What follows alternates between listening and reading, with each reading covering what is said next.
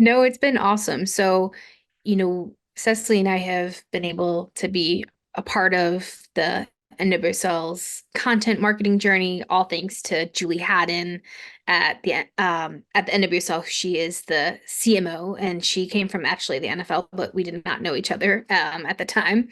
And I think the one of our proudest projects with them, and that's a huge shout out to Julie, is we wanted to have an LCC program similar to a ton of other sports league, MLB, NFL. I don't think NBA does it, but we obviously you're very familiar with it being an NFL and MLB, and we wanted to do something similar. We found that biggest part of people not necessarily right for the media being told they don't care about women's sports, or people say like the whole diatribe of that is that they can never find it.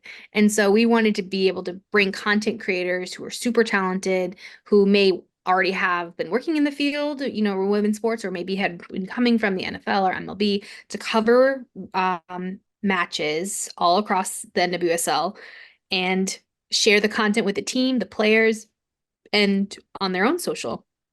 And Julie was a believer from the get-go. Obviously, she came from the NFL, and we were like, we want to do this here at the NWSL. And, we did. And I will say, I mean, I don't know if it's a characteristic, but I think it's because of my mom, Midwestern, my mom's from Wisconsin, and just that homebudiness. My mom was like always the house that people came over to after football games. She just was that type of mom. Always had snacks ready for everyone and like, whip something up. So I think I've adopted this in the own my own millennial way, where just like I like to be my online presence, I guess, or who I am, but I try to help people and be homey and just like make people feel welcome. And so I was so lucky that like, we got the go ahead to build an LCC program for the NWSL, and the season starts in March. We started in March. And so I had to be like, okay, who do I know in Orlando, Louisville, Kentucky? Who do I know in like Portland, Oregon? And can I all of a sudden be like, can you go shoot this? Figure it out. It's going to be amazing. And I was so lucky that I think a big quality of people who work in social, and you can probably attest, is just like you got to pay attention, you got to listen, like whether it's literally listening or social listening of what your audience is saying about you. And so I was fortunate enough to know that like there had already been a talented creators across the NWSL really caring and holding the sport up, the league up, and financially, just of their support, their care, and obviously spending money to see athletes play and buy merchandise. There was already a great group of creators that I tapped into, and that was something I think the most proud moment is. We got to have people who are already covering this league, then get paid to cover this league, and then have their favorite player team post their content. Like, I mean, it was just like all the wins and all like my empath and like Pisces heart was like exploding. Like, of course, my fiance took the light off. Um, so I hopefully you can see. Okay, it's gonna have to be dark. Sorry for the transition. Boom. I don't know what happened with my light bulb, but that was so empowering. Like I love when you put amazing talented people in the right position to succeed, and then also being able to make a living off of this. So that was, I think, the most exciting piece of the project, and we did it for a whole year. I literally don't know how. Like some days I'm like, how did I cover 152 games? Like literally every game we had creators there. And that was bananas, but it ended up working and people loved it, players loved it. And Julie was a huge, believer to be like, we need to make sure that this is a staple of, how we honor and cover this league. To do it justice is like, let's do it like the other leagues, right? Like, why not?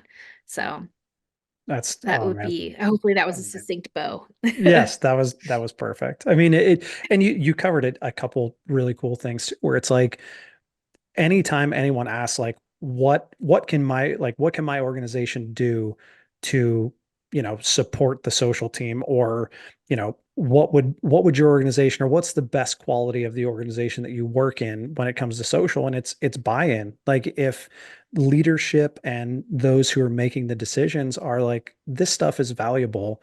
We're going to give you the resources to do everything you need to do. That's 85% of the battle right there. And then it's now your time to figure it out, make sure that, you're putting the thought, the effort, Exactly. your passion, your organization all into, this package to make sure Mhm. that you're, proving them right, basically. Correct. You nailed it. I think that's where we as social people, I feel like have now merged into many different factors of leadership positions, and that's been really cool because you've been able to kind of be a welcoming mat, mouthpiece of an organization, and but even to build trust, build relationships. I mean, we know that's always essential in any job, but for social people, you do not want to make the coaches angry when you have to ask them for that favor. Equipment staff angry when you have to like, I know I promised this would be the last time I asked you for a jersey, but like there's really one more that I need. Um, poor equipment staff. Like, I don't, this is a crazy random story, but this is how I know I just have unique skill sets is Cam Newton did a YouTube video with Mr. Beast. And, Mr. Beast, right? Like, whoa, huge deal. Well, Mr. Beast shows up and then they're just their antics, right? Like, come to me and I'm the one in charge. 27, 28, what I'm just like, okay, I'm the one in charge.